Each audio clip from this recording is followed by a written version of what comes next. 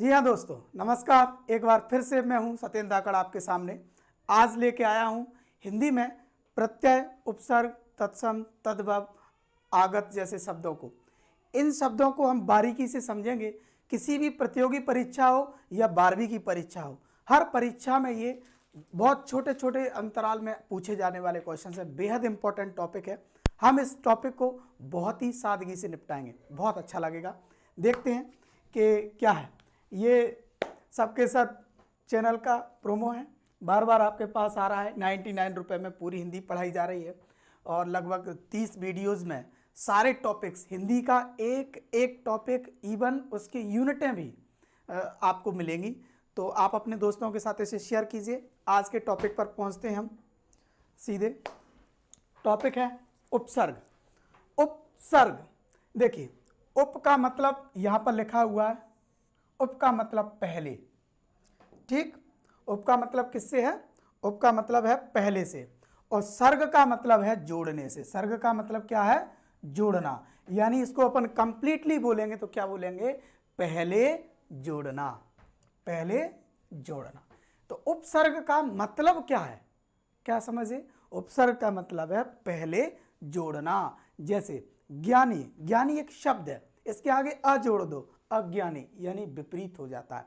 तो ऐसे वर्ण जो किसी शब्द के आगे जोड़े जाते हैं और आगे जोड़ने से उनका अर्थ परिवर्तित हो जाए, उन्हें कहते हैं उपसर्ग। समझे? यानी उपसर्ग क्या होना चाहिए? उपसर्ग, फिर से मैं रिपीट कर रहा हूं, क्या होते हैं? ऐसे वर्ण होते हैं या ऐसे शब्द, उपवाक्य हो सकते हैं जिनको अगर हम किसी शब्द के पहले जोड़ दें तो उसका अर्थ परिवर्तित हो और उनका कोई सार्थक अर्थ भी निकले, ठीक। तो उसे कहते हैं उपसर्ग। तो मुझे लगता है ये आपको अच्छे से समझ में आ गया होगा, कोई बड़ी बात नहीं है। आगे देखिए, उपसर्ग। हिंदी भाषा में 3 प्रकार के उपसर्ग प्रचलित हैं। मैं ये नहीं कह रहा कि इतने ही बस होते हैं, प्रचलित हैं यानी जो ज्यादा चलते हैं। कौन कौन से हैं? संस्कृत के उपसर्ग, एक तो संस्कृत से आते हैं, एक हिंदी के और एक विदेशी, ठीक। संस्कृत के जो शब्द होते हैं उन्हें तत्सम कहते हैं। ये बात इसी जो अभी क्लास चल रही, इसी क्लास में आगे आपको पढ़ाई जाएगी तत्सम शब्द कैसे होते हैं, क्या होते हैं। तो मैं आपको बता दूं, तत्सम, तत्सम का मतलब होता है संस्कृत से लिए हुए। तो उपसर्ग यानी संस्कृत से लिए हुए उपसर्गों को हम क्या कहते हैं? संस्कृत से लिए हुए उपसर्गों को बोलते हैं तत्सम उपसर्ग, ठीक। हिंदी, हिंदी को बोलते हैं तद्भव उपसर्ग, ठीक। और विदेशी उपसर्ग को बोलते हैं आगत। आगत मतलब आए हुए, विदेशी, ठीक, विदेश से आए हुए। तो ये तो जस्ट नाम है, ऐसे क्वेश्चंस एग्जाम में नहीं पूछे जाते। एग्जाम में तो सीधे सीधे उपसर्ग क्या है और इस शब्द में कौन सा उपसर्ग है, ऐसे कुछ शब्द क्वेश्चन पूछे जाते हैं, ठीक है। तो चलिए आगे बढ़ते हैं। ये बेसिक था उपसर्ग का। अब है संस्कृत से उपसर्ग जो आए हैं वो कौन से हैं? वो मैंने अभी आपको बताया था कि तत्सम है। कुछ हैं, कुछ एग्जाम्पल्स मैं आपको बता रहा हूं, बाकी के एग्जाम्पल्स, बहुत सारे क्वेश्चंस आपको किस में मिलेंगे? वो सीट में मिलेंगे, ठीक। वो आप ऐप पर जाओगे, ऐप पर आपको स्टडी मटेरियल में इनकी सीट्स मिलेगी। वहां जाकर के आप डाउनलोड तो कर नहीं पाओगे लेकिन वहां से पढ़ पाओगे। कुछ बच्चे कोशिश कर रहे हैं स्क्रीनशॉट लेने की, शेयर करने की, तो वो वहाँ से क्या हो जाते हैं? ब्लॉक हो जाते हैं। यदि आपको इनकी हार्ड कॉपी चाहिए तो ऑफलाइन आप मुझे कांटेक्ट कीजिए, मेरे ब्रांच से आपको शायद मिल सकती है। वहाँ आप स्क्रीनशॉट लेने की कोशिश करोगे तो ब्लॉक हो जाओगे, इसीलिए स्क्रीनशॉट ना लें, वहाँ पढ़िए। या फिर आपके पास कोई भी पुस्तक हो सकती है, परीक्षा बोर्ड के सब, जीपीएस, बहुत सारी चीज़ें आती हैं, कहीं से भी पढ़िए, आपको कोई दिक्कत नहीं। हिंदी सब जगह एक जैसी है, ठीक है, समझ लीजिए। उपसर्ग, उपसर्ग क्या है? ने, ने मतलब का मतलब होता है नीचे, ने का मतलब होता है अभाव। ने का मतलब दो होते हैं, या तो नीचे उतरने को, ने का मतलब होता है कमी, ठीक। कहां लगा रहे हैं? उदाहरण, निवारण, ठीक, ठीक, निवारण। तो इसमें ने क्या है? ने क्या है? उपसर्ग है, ठीक। ऐसे ही उप, उप एक उपसर्ग है जिसका मतलब होता है समीप और उपकार, इसमें अगर क्वेश्चन कैसे आता है पेपर में पूछा जाता है कि उपकार में कौन सा उपसर्ग है, तो देखने में लोगों को लगता है कि आगे जो लगा होता है वही, तो कुछ लोग इसमें अकेला ओ लगा देते हैं।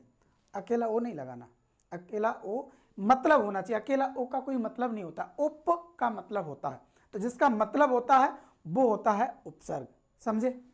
चलिए, प्रति, प्रति का मतलब होता है उल्टा, विरुद्ध, विपरीत, ठीक, विरुद्ध, उल्टा, विपरीत। जैसे प्रतिक्रिया, क्रिया के आगे लगा दो प्रतिक्रिया, यानी क्रिया की उल्टी क्रिया को बोलते हैं प्रतिक्रिया, ठीक। अगला शो, शो का मतलब होता है अच्छा, अच्छा जब कोई चीज, जैसे सुगम, सुपुत्र, सुस्वागतम, स्वागतम के पहले सुस्वागतम, सो लगाओगे तो अच्छा, ठीक। आ का मतलब होता है तक और भर, जैसे तक मतलब समय, कब तक, वो वाला तक, ठीक है। तो आ मतलब जीवन के पहले आ मतलब आजीवन, मतलब जीवन तक या जीवन भर, समझ गए, ठीक। तो ये कुछ उपसर्ग हैं जो कहाँ से आए हुए हैं, ये आए हुए हैं संस्कृत से, इसीलिए इनका नाम क्या है, तत्सम उपसर्ग है, जो 12th में नहीं पूछा जाता कि इनमें से कौन सा तत्सम है, लेकिन फिर भी आपको ज्ञान होगा तो अच्छी बात है। और इनको आगे लगा लगा के ऐसे आपके पास सैकड़ों एग्जाम्पल्स हो सकते हैं, कोई भी बुक हो उसमें से आप पढ़ सकते हैं, कुछ पीडीएफ में आपको दिए होंगे तो वहां जाके प्रैक्टिस कर सकते हैं, ठीक है दोस्त। चलिए आगे बढ़े, गुड। हिंदी के उपसर्ग, कुछ हिंदी के देखिए। अ का मतलब अभाव, मतलब कमी, अ का मतलब क्या होता है, कमी, जैसे अगर, आकाश, ठीक, या के आगे लगा ना, जैसे अज्ञानी, ज्ञानी के आगे अ लगा दो तो ज्ञान की कमी, अज्ञानी, तो इसमें अज्ञानी भी आ सकता है, ठीक है। अनाड़ी, नाड़ी के पहले अनाड़ी, तो ये भी इसमें सब में क्या है, अ है। अन का मतलब होता है आधा, आधा मतलब 50-50, इसका मतलब अध पका, आपसे बोले खाना पक गया, बोले अध पका है, अध पका मतलब आधा पका, अध मतलब आधा, 50%। अध मरा मतलब आधा मर गया है, ठीक। ये वाला पॉइंट थोड़ा सा जमता नहीं है, बता क्यों, क्योंकि अध पका तो आप देख करके बता देते हो कि भाई पका है, आधा पका है, ठीक है। अध मरा कैसे नापते हैं यार लोग बाग, कुछ भी, लेकिन फिर भी लोग 50% बोल देते हैं कि ये आधा मरा है, ठीक है। सीरियसली नहीं लेगा, बीच बीच में मैं ऐसी थोड़ी बहुत बातें करता रहता हूँ, इसको आप सीरियसली बिल्कुल नहीं लेंगे, ठीक है। हाँ, पढ़ाई को लेकर बहुत अच्छे से सीरियसली लेने की ज़रूरत है, क्योंकि ये बिल्कुल भी मजाक नहीं है। 12th में अच्छे नंबर लाने हैं और नंबर दिलाने की जिम्मेदारी ली है, इसीलिए इतनी मेहनत कर रहे हैं। को का मतलब होता है एक तरह से बेकार, क्या होता है, को का मतलब होता है बेकार, ये बुक लिखा हुआ है, इसको अपन बोल सकते हैं बेकार, यानी जो अच्छा नहीं है, को उसे बोलते हैं को। तो कुपुत्र, कुपुत्र मतलब पुत्र अच्छा नहीं है, उसे बोलते हैं कुपुत्र, ठीक है। दो का मतलब होता है हीन या अधिक, जैसे दो बुला, दुसुर, ठीक। तो दो बला का मतलब बहुत ज्यादा कमजोर, बहुत ज्यादा हीन, ठीक। तो ऐसी स्थिति को जाकर के किस नाम से जाना जाता है, दो से। पर का मतलब होता है बाद का, पर का मतलब क्या होता है, बाद का, जैसे पसर्ग, परदेश, इसको हटाइए, थोड़ा बाई मिस्टेक लिखा है परदेश, ठीक। बाद का, परदेश मतलब देश के बाद का, देश के बाद का मतलब देश के बाहर का, परदेश।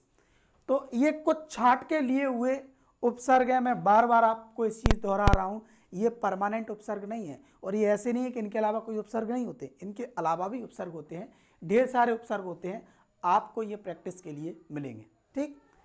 इतना ज़्यादा ऐसा टॉपिक नहीं है जिसको बहुत ज़्यादा दिमाग लगाने की ज़रूरत है। विदेशी कुछ, खुश मतलब अच्छा, जैसे खुशबू, अगर किसी से बोल लो कि बू आ रही है मतलब बदबू आ रही है, लेकिन उसमें खुश लगा दो तो अच्छी बू आ रही है मतलब खुशबू आ रही है, ठीक। खुशहाल, हाल कैसा है, अच्छा है, तो उसे बोलते हैं खुशहाल। ठीक। गैर, गैर का मतलब होता है बिना, पराया, ठीक है, या अनुपस्थित, जो नहीं है उसके बारे में बोलते हैं गैर, जो अपना नहीं है उसे बोलते हैं गैर। तो गैर हाजिरी मतलब अनुपस्थिति। गैर कानूनी, गैर कानूनी मतलब जो कानून में नहीं है वो। ठीक। कम का मतलब होता है थोड़ा, थोड़ा मतलब कमजोर, यानी जोर कम है, ताकत कम है, उसे बोलते हैं कमजोर। ठीक। कम सिन। इसी तरीके से अल, अल का मतलब होता है निश्चित, निश्चित मतलब अलबेला, कैसा है, निश्चित वेला है, अलबेला है। ठीक। अलगाव। ठीक। तो जो जिनके पीछे, जिनके काम फिक्स हैं, जैसे कोई कैसा एकदम बिंदास है उसे बोलते हैं अलबेला, या कोई ऐसा है कि अलौकिक है वो भी बोले एकदम अलबेला इंसान है। ठीक। तो अलबेला, अलगाव। बद, बद का मतलब होता है बुरा, कैसे लगा है, जैसे बदबू, अभी ना खुशबू, खुश का मतलब अच्छा, बू मतलब खुशबू, बुरा मतलब बदबू। बदनाम यानी जो आपका नाम अगर बेकार हो जाए तो उसे कहते हैं बदनाम। तो ऐसे ढेर सारे विदेशी उपसर्ग भी आपको पढ़ने के लिए मिलेंगे। ठीक है, ऐसे ही आगे बढ़ते रहे अपन। चलिए, प्रत्यय। प्रत्यय का मतलब होता है शब्द के पीछे लिखा हुआ, शब्द के पीछे जुड़ा हुआ। प्रत्यय मतलब पीछे जुड़ा हुआ। कुछ लोगों को बड़ा कंफ्यूजन रहता है कि आगे कौन जुड़ता है, पीछे कौन जुड़ता है। तो मैं आपको बता दूं, उप, उप मतलब उप मतलब आगे, उसे आगे मान लो। और प्रत्यय, प्र मतलब पीछे, तो जो पीछे जुड़े उसे प्रत्यय और जो आगे जुड़े उसे उपसर्ग कहते हैं। ठीक है, जैसे कुछ जोड़ के बताते हैं। पर्वत, पर्वत का मतलब होता है पहाड़, इसमें ई जोड़ दो तो ये क्या हो जाएगा, पर्वतीय, पर्वतीय। ठीक। तो मैंने क्या कहा कि जो चीज जुड़ रही है उसको हटाने के बाद बचे हुए शब्द का अर्थ निकलना चाहिए। जैसे इसमें से कोई बोलेगा कि सर इसमें प्रत्यय यह है, अकेला यह मान लो आप। ठीक। और एक जगह अपन इसका प्रत्यय बता रहे हैं ई है, तो कौन सा सही है, ये सही है या ये सही है, तो ये गलत है, ये सही है। क्यों, क्योंकि यह हटा देंगे तो क्या बचेगा, पर्वती, और पर्वती का कोई मतलब नहीं होता जब तक उसमें यह न लगे तब तक। ठीक। लेकिन अगर उसमें से अपन ये हटा लेंगे तो क्या बचेगा, पर्वत, और पर्वत का मतलब होता है मतलब पहाड़। तो प्रत्यय को हटाने के बाद बचे हुए शब्द का कोई साफ अर्थ निकलना चाहिए, तो बात होती है कि हाँ ये मतलब की बात है और ये प्रत्यय है। जैसे कीमत, इसमें ती लगा है, ती नहीं लगा, जिसमें ई लगा है था तो वो पहले से ही है, तो इसमें अपन क्या लगा रहे हैं, ई। ठीक। तो ये हो जाएगा क्या, कीमती, क्या हो जाएगा, कीमती। कीमत तो पहले से ही ई और लगा दो तो कीमती, कीमती मतलब मूल्यवान। लेख मतलब लिखा हुआ, इत मतलब लिखित, तो ये देखो ये, अब इसमें लिखित में अकेला ता नहीं है, कोई ये बोलेगा अकेला ता है, अकेला ता नहीं है। क्यों, लिखे, लिख का कोई मतलब नहीं होता, उसमें इत, इत हटा दोगे तो लिख बचता है, लिख का मतलब है। ठीक। प्रतिभा मतलब बुद्धि, वान, तो अब देखो प्रतिभावान, अब आप बहुत सारे लोगों के अंदर बोले प्रतिभा, प्रतिभा वाह छोड़ दो और ना ले लो, नहीं नहीं नहीं, ना लोगे तो ये इतना बचेगा, इतने का कोई मतलब नहीं है, तो आपको इसमें क्या लेना पड़ेगा, वान, वान लोगे तो प्रतिभा बच जाएगा। ठीक है, तो सीधी सीधी ट्रिक है कि प्रत्यय जब अपन निकालें तो ये सोच के निकालना है कि जो बच रहा है उसका कुछ न कुछ अर्थ निकलना जरूरी है। जब तक अर्थ यदि नहीं निकल, तो आपने कुछ हटा दिया और बचे हुए का अर्थ नहीं निकल रहा है तो आप मान लीजिए कि आपने उसको गलत हटाया, वो प्रत्यय नहीं है, वो अधूरा प्रत्यय है। ठीक है, मुझे लगता है प्रत्यय आपको समझ में आ गया होगा। ओके, किस्सा जी चतुरंग से नियंग में उमंग धारे सारे जा सेवा जी जंग जीता न चलत है। हाँ, ऐसे ही गुनगुनाते रहते हैं बीच बीच में। ये आपका उपसर्ग और प्रत्यय खत्म हो गया। ये स्लाइड वाइट बीच में आई है, ये आपका ये शो कर रही है कि हाँ प्रत्यय और उपसर्ग खत्म हो गया। आपकी जिम्मेदारी है कि 100 50 प्रत्यय उपसर्ग पढ़ें, लेकिन एक छोटी सी ट्रिक याद रखें। क्या? कि हटाने के पहले हटा दो, उसके बाद जो बचेगा उसका अर्थ निकलना जरूरी है। बस ये यदि याद है तो आप उपसर्ग और प्रत्यय आसानी से कर पाएंगे। चलिए आगे बढ़ते हैं। आगे बढ़ना ही जिंदगी है बाबा, बढ़ते रहना पड़ेगा। तत्सम, अभी मैंने आपको कहा ना कि कुछ शब्द होते हैं, तो शब्द दुनिया में आए कहाँ से? तो अपने हिंदुस्तान में तो जितने भी शब्द आए जो हिंदी में हैं वो तो लगभग संस्कृत से आए। तो जितने ज़्यादा के ज़्यादा शब्द कहाँ से आए? संस्कृत से आए हैं, उनको बोलते हैं क्या? तत्सम। देखिए, तत्सम संस्कृत भाषा के दो शब्द हैं जो के वे शब्द हैं जो हिंदी भाषा में ज्यों के त्यों प्रयोग लिए गए। यानी अपन हिंदी बोलते हैं, लेकिन हिंदी में भी अपन क्या बोलते हैं? संस्कृत बोलते हैं। तो उन्हें कहते हैं तत्सम। या नीचे एक इक्वेशन लिखिए, तत् धन सम बराबर तत्सम। तत् मतलब उसके और समान, यानी ठीक उसके जैसे। उसके जैसे किसके जैसे? किसके जैसे? अरे संस्कृत के जैसे। यानी जो संस्कृत में है वही के वही ठीक संस्कृत के मीनिंग को यहाँ पर लेके आए और उन्हीं को हम हिंदी में उपयोग कर रहे हैं, तो उसका नाम होगा क्या? तत्सम शब्द। ठीक है। जैसे अध्ययन, अध्ययन ये संस्कृत से आया हुआ है। आत्मन, अमृत, कर्म, सूर्य, रवि, कवि आदि। तो ये आदि इसमें नहीं है, ये आदि इनके जैसे के लिए आया हुआ है। तो ये ढेर सारे शब्द हैं जो कहाँ से आए हुए हैं? संस्कृत से आए। और जो संस्कृत से आएगा उसे हम क्या बोलेंगे? उसे बोलेंगे हम तत्सम। ऐसे ही एक तद्भव। तद्भव मतलब ऐसे शब्द जो संस्कृत और प्राकृत से विकृत होकर हिंदी में आए हैं, तद्भव कहलाते हैं। जैसे संस्कृत से उत्पन्न शब्द जो सीधे ना आकर के पाली प्राकृत और उपभ्रंश से होते हुए हिंदी में आए हैं, उन शब्दों को तद्भव शब्द कहा जाता है। जैसे होता क्या है कि कई शब्द ऐसे होते हैं दुनिया में जो एक्चुअल में होते कुछ हैं, लेकिन उनकी बोलचाल की भाषा में वो थोड़े से हिल गए हैं। थोड़े से हिल गए मतलब सहूलियत के हिसाब से मान लीजिए आप कि हो सकता है जैसे अग्नि, अग्नि होता है, लेकिन अग्नि लोगों ने बोला कि बोलने में थोड़ी कठिनाई आ रही है। किसी ने पहली बार जल्दबाजी में ऐसा हो सकता है आग बोल दिया हो, और आग बोलना लोगों को आसान लगा, तो सब लोगों ने आग आग आग बोलना शुरू कर दिया, तो वो आग प्रचलन में आ गया। ठीक, तो लेकिन आग आया कहाँ से? आग आया अग्नि से। ठीक, तो अग्नि तो नहीं आया ना, शब्द क्या आया? आग आया। तो आग को भी हम अग्नि की जगह उपयोग कर रहे हैं ना। तो ऐसे ही शब्द जो अपने मूल रूप में नहीं आए लेकिन अर्थ को लेके आए, अर्थ वही निकलता है। अग्नि का मतलब भी वही है, आग का मतलब भी वही है। तो ऐसे शब्द जो अपने मूल रूप में नहीं आए लेकिन अर्थ को लेकर के आए, थोड़ा सा परिवर्तित होकर के आए, उन्हें क्या कहते हैं? उन्हें कहते हैं तद्भव शब्द। लेकिन आए कहाँ से? संस्कृत से आए। ठीक है, आए संस्कृत से। जैसे दुग्ध, दुग्ध क्या हो गया? दूध हो गया। ग्राम, ग्राम क्या हो गया? गांव हो गया। मयूर क्या हो गया? मोर हो गया। ठीक है, अजनबी क्या हो गया? अनजान हो गया। तो इस तरीके के शब्द जो अपने मूल रूप से थोड़े से हटके आए लेकिन अर्थ को नहीं छोड़ा, अर्थ वही है। ग्राम मतलब भी गांव होता है और गांव मतलब भी गांव होता है। समझ गए? वेरी गुड, समझदार बच्चे हो ये। पहले से ही कहते थे हम तो बच्चे बहुत समझदार हैं। ठीक है,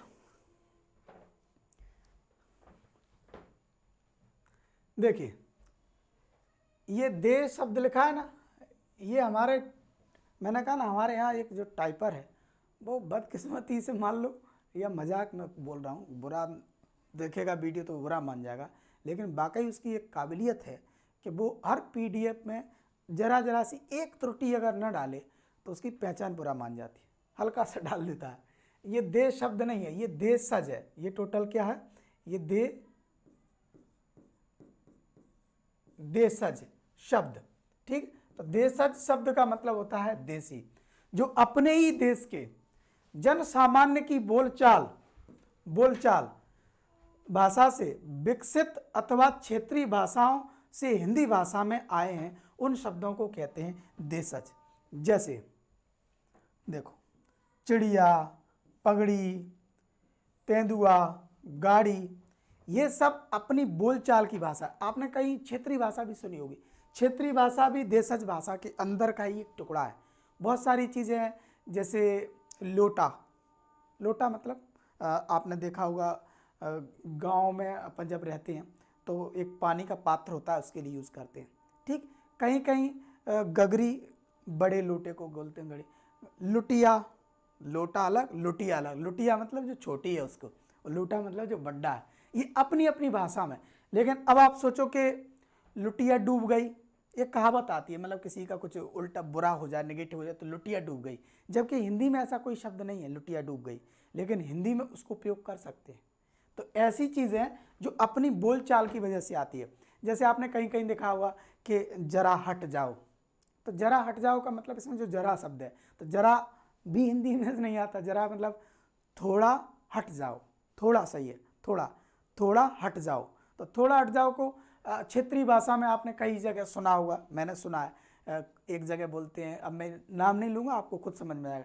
एक जगह बोलते हैं कि तन्नक हिटियो, तो तन्नक हिटियो का मतलब, तन्नक मतलब थोड़ा सा, हिटियो मतलब हट जाओ।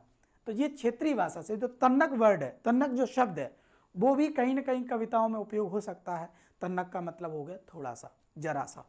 ठीक, तो ऐसे शब्द जो अपनी बोलचाल की भाषा की वजह से अपनी हिंदी में आ गए हैं, भाषा में आ गए हैं, उन्हें कहते हैं देशज शब्द। ठीक है, आगे देखें। आगत, आगत या विदेशी। आगत मतलब आए हुए, आगत का मतलब क्या, आए हुए, मतलब आ गए, मेहमान मानिए, इनको आप मेहमान समझिए कि ये मेहमान की तरह आ गए हैं। आए कहाँ से, बाहर से, अपने नहीं, अपने नहीं है, इसीलिए इनको क्या बोलते हैं, विदेशी। क्या बोलते हैं, विदेशी शब्द बोलते हैं। वे शब्द जो अन्य विदेशी भाषाओं से हिंदी में आए। अब विदेशी भाषाएं कुछ भी हो सकती हैं, चाहे तो वो फारसी हो सकती है, तुर्की हो सकती है, अंग्रेजी हो सकती है, कुछ भी। ढेर सारी भाषाओं से शब्द आकर के हिंदी में आ गए हैं और हम उनको हिंदी मान करके बोल रहे हैं, तो वो क्या कहलाते हैं, विदेशी शब्द कहलाते हैं। जैसे अदालत, अदालत मतलब न्यायपालिका, न्यायपालिका अपनी हिंदी है। तो अदालत, अदालत कहाँ से आया, न्यायपालिका जनरली कोई नहीं बोलता। ठीक, सब नतीजा मतलब नतीजा, जस्ट लाइक भतीजा नतीजा मतलब क्या हुआ, परिणाम। हिंदी क्या है, परिणाम, रिजल्ट इंग्लिश। तो क्या नतीजा आया, क्या परिणाम आया, तो परिणाम थोड़ा बड़ा पड़ता है तो लोग नतीजा। ठीक, लिफाफा। ठीक, आपने देखा होगा ना, जो पत्र होता है, किसी भी पत्र को रखने का जो घर होता है उसे कहते हैं लिफाफा। ठीक, चम्मच, तुर्की से आया चम्मच। अब बताओ, अपने घरों के हालात देख रहे, छोटे छोटे जरा से बच्चों को कुछ भी खाएंगे, मम्मा चम्मच लाइयो, तो बेटा चम्मच तुर्की से लानी पड़ी है, तुर्की की चीज़ को लेके आके हिंदुस्तान में खा रहे हो, बताओ। अब आप लोगों को लगा अरे सर ऐसा नहीं है, सभी लोग चम्मच यूज़ करते हैं। भैया चलन में आ गया है। हाथ से वो लोग खाने में शर्माते हैं जिनके हाथ अच्छे से नहीं धुले होते। मैं तो एक ही चीज़ मानता हूँ, आप अपने हाथों की, हमारे पिताजियों के पिताजी, दादाजी वगैरह, उन लोगों के ज़माने में तो चम्मच कोई नहीं खाता था चम्मच से। ठीक, वहाँ तो सब हाथों से। क्यों, क्योंकि वो शुद्ध वातावरण में जीते थे, शुद्धता की पर्याय थे, हाथ वगैरह अच्छे सुकून से धुलते थे। अब तो हाथों पे जरा में जम्स रहते हैं तुम्हारे हाथों पे, चम्मच ही मात्र जम्स फ्री है, बाकी का तो सब जम्स रहित सहित है। बेगम, देख रहे हो, बेगम का मतलब होता है रानी, घरवाली। ठीक, बेगम मतलब जिसको कोई गम नहीं हो, बिना गम की बेगम दरोगा, पुलिसकर्मी। ठीक, अंग्रेजी से आया है मोटर, मशीन को, जितनी भी अपन मोटर गाड़ियाँ यूज़ कर रहे हैं, तो जो मशीन हो चल रही है उनमें मोटर। क्लर्क, जी इंग्लिश वर्ड। स्टेशन, बताओ तुम, स्टेशन, हर जगह अपन स्टेशन यूज़ कर रहे हैं। ठीक, अलमारी, पुर्तगाली से आया हुआ। कमीज, गोदाम, ऐसे सैकड़ों सैकड़ों हजारों शब्द हैं जो अपने हिंदुस्तान के नहीं हैं, लेकिन हम उन्हें हिंदी मान करके उपयोग कर रहे हैं। ठीक, और ऐसे ही शब्दों को हम क्या कहते हैं, विदेशी शब्द कहते हैं।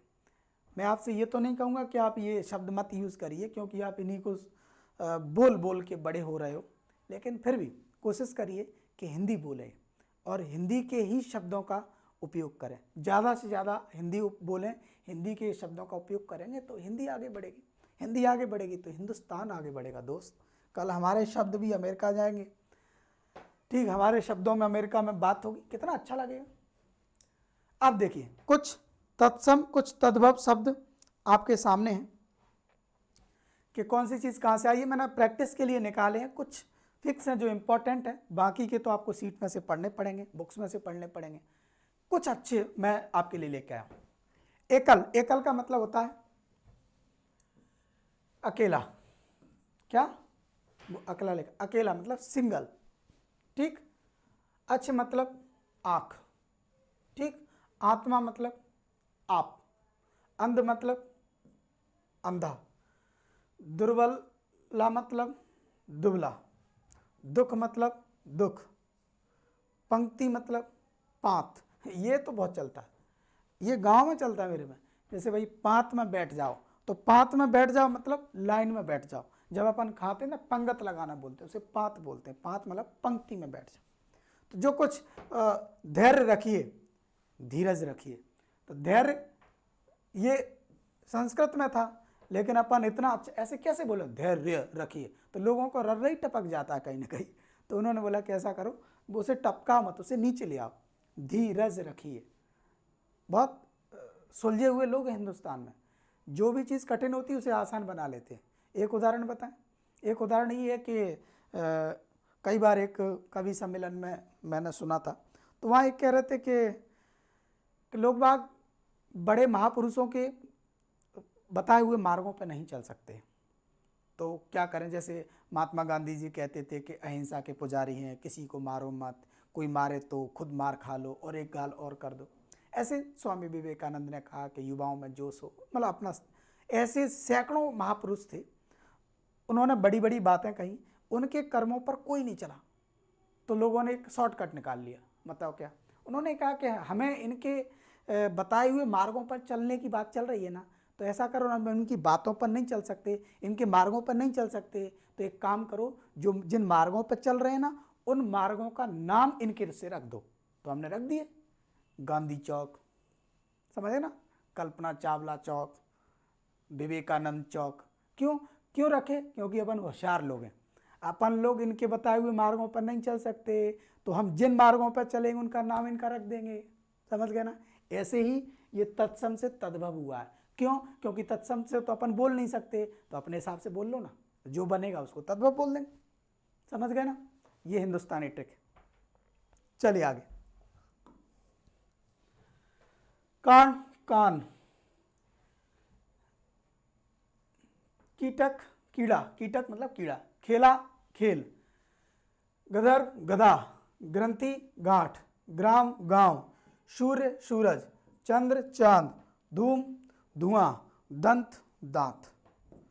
ये कुछ ही मैंने लिखे हैं, ऐसे कुछ बहुत सारे आपको सामने मिलेंगे, लिस्ट में मिलेंगे, वहाँ भी आप प्रैक्टिस करें। एक दूसरे से पूछें आपस में तो जल्दी याद होते हैं। जैसे आप अपने दोस्त को लेकर के बैठ जाइए, 20 आप सुना दीजिए उसको, 20 उससे सुन लीजिए, 40 हो गए।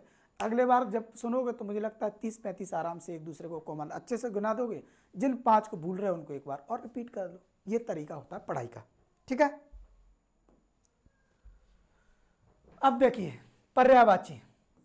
पर्यायवाची का मतलब होता है एक ही शब्द के अनेक, एक ही शब्द के अर्थ रखने वाले शब्द।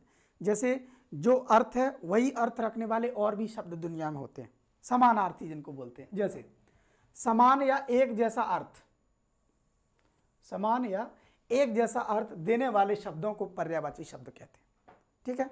जैसे सामने देखो हवा, हवा को क्या बोलते हैं, पवन, वायु, समीर, बात, बयार, प्रकंपन, शमी। तो इनमें से आपको तीन चार एक एक शब्द के पर्यायवाची याद करने हैं। पर्यायवाची की भी लिस्ट ही मिलेगी आपको। याद करने का तरीका वही मैंने कहा, आप डिबेट कीजिए। आप पक्का ज़िंदगी में एक दोस्त ज़रूर रखिए। बोले सर क्या बात कर, हमारे पास बहुत है। अरे भैया हो, ऐसा जो पड़ोस में बैठ सके और तुमसे पूछ सके, तुमसे कहे कि पर्यायवाची सुनाओ, ऐसा नहीं कि और सुनाओ। ठीक है। घर, घर मतलब गृह, सदन, आवास, निवास, निगम। तो इस तरीके के शब्द जिनका मतलब वही निकलता है उन्हें कहते हैं पर्यायवाची शब्द। आगे अमृत, सुधा, सोम, पीयूष, अमेय, जीवन मोदका। तो ऐसी चीजें मैं बार बार कह रहा हूं जिनका अर्थ क्या है, सेम है, एक जैसा है, उन्हें क्या कहते हैं, समानार्थी शब्द कहते हैं। मैं कुछ टिक करवा रहा हूं या बोल रहा हूं, उनको आप अपनी उत्तर पुस्तिका में से या नोट्स में से कहीं से पढ़ लें। घर पढ़ लें, अमृत पढ़ लें, अग्नि पढ़ लें, उसके बाद में आकाश पढ़ लें, आँख पढ़ लें, जो बहुत अच्छा है, जो जैसे एक जल है, ठीक, नदी पढ़ लें, पवन पढ़ लें। पवन और वायु पूरा ऊपर हो चुका है, रिपीट हो गया जी। तो इनके तीन तीन चार चार समानार्थी शब्द आपको याद करने हैं और आपको परेशान होने की ज़रूरत नहीं है। आप अगर हिंदुस्तान में रहते हैं तो आपको वैसे भी एक शब्द के चार चार तीन तीन शब्द तो पहले से पता होते हैं। समझ गए ना? आप आपस में एक दूसरे के साथ खूब उपयोग करते हो इनको। कुछ और लिखे हैं, देखो जैसे अंधकार का लिखा है, अंधेरा, तम, तिमिर। अजय का लिखा है, मतलब जिसे कोई जीत नहीं सकता, जीत, अपराजित, अपराजय, जिसे जो कभी नहीं हारता। ठीक है। अतिथि, अतिथि का मतलब क्या होता है, जिसकी आने की कोई तिथि नहीं होती, उसे अतिथि कहते हैं। ठीक है। मेहमान, आगंतुक, अभ्यागत, मतलब जो आ सकता है। असुर, राक्षस, दानव, दैत्य, निशाचर। एक निशाचर से मैं कुछ शब्द ऐसे हैं जिनके अर्थ मुझे बताने में मज़ा आ रहा है, इसीलिए मैं बता रहा हूँ। बाकी का इनका अर्थ तो वही नहीं। एक दिन मैंने कह दिया था क्लास में, ऑफलाइन में, मैंने वो एक कह रहा था कि सर मैं रात भर पढ़ता हूँ, तो मैंने कहा तू तो एक नंबर का निशाचर है। निशाचर, तो उसे निशाचर का मतलब ही नहीं पता था। पट्टा इतने जोर से गुस्सा हुआ, बोले सर आप कैसी बात कर रहे हो सर, आपने मुझे निशाचर बोल दिया। आसपास की महफिल में बैठे हुए लोग मुस्कुराने लगे, बोले सर निशाचर बोल दिया सर, इतना बुरा भी नहीं है, वो इतना गंदा भी नहीं दिखता कि आप उसको राक्षस बोल रहे हो। तो मैंने कहा भैया ठहरो जरा, निशाचर का मतलब राक्षस नहीं होता। निशाचर का मतलब होता है जो रात में विचरण करे। अब चूंकि जो राक्षस लोग थे, जो भूत प्रेतों में आते हैं, जो अपने बहरूपिया रूप परिवर्तित कर सकते हैं, वो ज़्यादातर रात को विचरित करते थे राक्षस लोग, इसीलिए उनका नाम राक्षस रखा गया और इसीलिए उनको निशाचर बोलने लगे। तो निशाचर इसीलिए उनका पर्यायवाची शब्द हो गया। ठीक। तो निशाचर का मतलब होता है रात को विचरण करने वाला। जो भी इंसान रात को घूमे भटके, ज़्यादा जिंदा रहे, घूमे रात को, दिन में सोए, वो निशाचर है। लेकिन इसका मतलब वो राक्षस नहीं है। पर बोलो सर राक्षस का नाम निशाचर क्यों बोल रहे? अरे भाई, राक्षस लोग रात को ही ज़्यादा घूमते थे, इसलिए उनको भी निशाचर बोल दिए। समझे? ठीक। अश्व, घोड़ा, तुरंग, घोतक, हे, आँख, नयन, ये इंपॉर्टेंट है। आँख हो गया, आकाश हो गया, आग हो गया, आभूषण, ईश्वर, ये कुछ इंपॉर्टेंट हैं जिनमें से मुझे उम्मीद है कि ये सब आपको पता होगा। और नहीं पता तो पढ़िए भैया, ये नहीं पता तो क्या पता है दुनिया में, है? पता रखो। बाकी की दुनियादारी से भी हटके पर्यायवाची पढ़ो भाई, जरूरी चीज़ है। समझ गए ना? गुड। आगे देखो, इंद्र, इंद्र मतलब भगवान देवता इंद्र, देवेंद्र, देवराज, पुरंदर, वस्त्र, कपड़ा, अंबर, चीर, कमल, ये भी इंपॉर्टेंट है। जलज इसीलिए बोलते हैं क्योंकि पानी में, सरोज मतलब सरोवर में इसीलिए रहता है। ठीक। कोयल, श्यामा, पिक, कोकिल, गंगा, गणेश, गाय, ग्रीष्म, घर, चांद। खास करके चांद, ये तो भैया इंपॉर्टेंट बहुत है। चांद का पर्यायवाची पता ना आपको? सबके पास होता है। हाँ, सबके पास होता है। ज़िंदगी में एक चांद तो ज़रूरी है। अपन किसी न किसी को कभी न कभी, किसी न किसी मोमेंट पे एक बार तो बोल ही देते हैं, क्या चांद लग रहे हो, या मेरे चांद, वगैरह वगैरह, मेरे चांद के टुकड़े। ठीक। तो वही चांद, वो वाला चांद नहीं, चंद्रमा। अब देखो ये भी निशाचर है देखो ये भी निशाचर है। क्यों? क्योंकि ये भाई साहब भी रात को ही घूमते हैं। चांद भी निशाचर है। आप बोलोगे निशाचर राक्षस होता, नहीं, केवल निशाचर का मतलब मैंने बताया था, वो चीज़ें जो रात को विचरण करती हैं वो निशाचर में आती हैं। ठीक, सोम मयंक। अब देखिए ये घोड़ा बार बार आ गया, नारी भैया ये भी पढ़ लेना, औरत, महिला, स्त्री, समझ गए।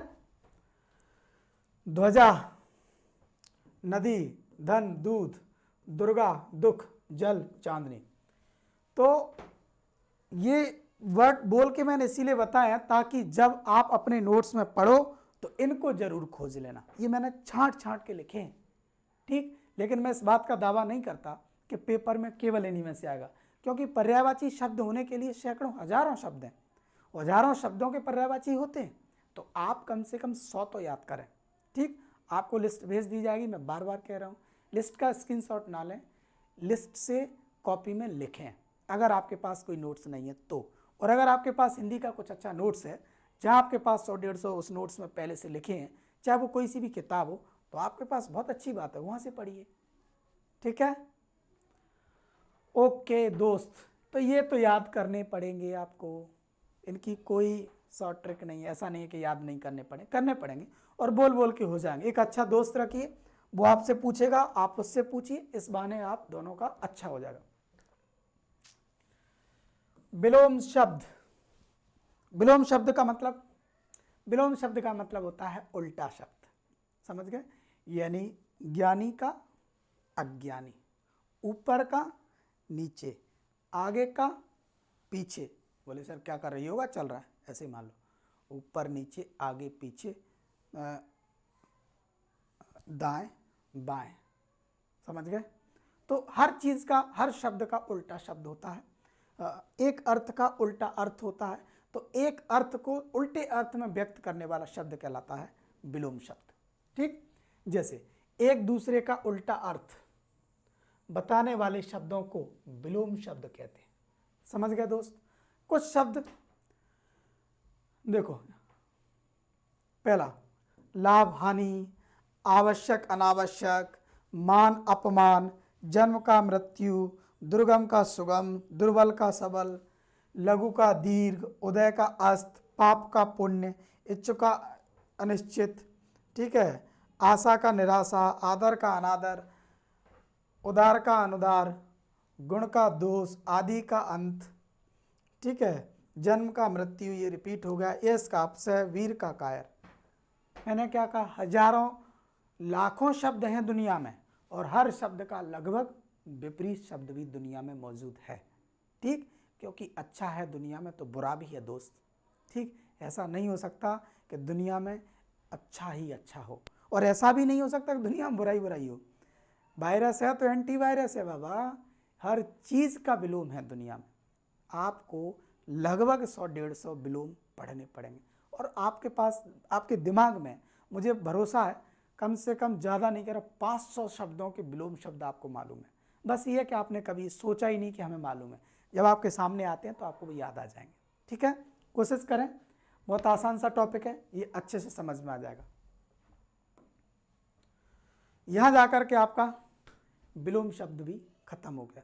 तो मुझे लगता है कि एक शानदार सा टॉपिक ख़त्म किए हमने।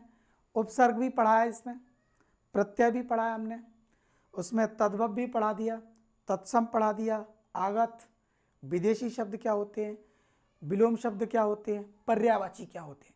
तो ये छोटी छोटी बातें हैं, लेकिन ये हम आपको बहुत डिटेल में समझा चुके हैं। तो मुझे लगता है कि आपको समझ में आया होगा, और इनके नोट्स कृपया करके अपने पास अरेंज ज़रूर कर लें, नहीं है तो ऐप पर जा कर के वहाँ से लिखना शुरू करिए। पढ़ने का तरीका मैं आपको कई बार बता चुका हूँ, फिर से कह रहा हूँ, हिंदी को लोड लेके मत पढ़िए, रात को पढ़िए, जब आपको ऐसा लगे कि सोने का वक्त है उसके 1-8 घंटे पहले वीडियो चालू कर लिया, वीडियो देख लिया एक दिन, दूसरे दिन उसके नोट्स पढ़ लिए। जैसे आज ये वीडियो देख लो, ठीक, कल परसों तक इसके नोट्स पढ़ लो आराम से, ठीक, फिर दूसरा एक वीडियो देख लो, उसके नोट्स पढ़ लो। हिंदी को आपको लोड नहीं लेना है। आपके मेन सब्जेक्ट्स हैं जो आपके जिस विषय से आप हो, मैथ्स वाले तो फिजिक्स केमिस्ट्री मैथ पर ध्यान दें, फिजिक्स केमिस्ट्री बायोलॉजी पर बायोलॉजी वाले, वगैरह वगैरह। तो मेन सब्जेक्ट को मॉर्निंग में पढ़िए, दिन में प्रैक्टिस करिए, शाम को ऐसी चीज़ें जिनकी रिवीजन करना वो थोड़ा सा पढ़िए, कोई दिक्कत नहीं है। और जब एकदम अपने आप को फ्री करना हो, ऐसा लगे कि कुछ अच्छा हो जाए, इंटरेस्टेड हो जाए, तब हिंदी पढ़िए। हिंदी लाजवाब सब्जेक्ट है, पढ़ते रहिए, दोस्तों तक भेजिए। और उम्मीद करता हूँ कि जितनी मेहनत मैं आपके लिए कर रहा हूँ, ये पैसे के लिए, किसी चीज़ के लिए नहीं है, ये केवल हिंदी के लिए है। ठीक, तो आप इसे पॉजिटिव लेंगे, लोगों तक भेजेंगे और मेरा सहयोग करेंगे। Thank you so much.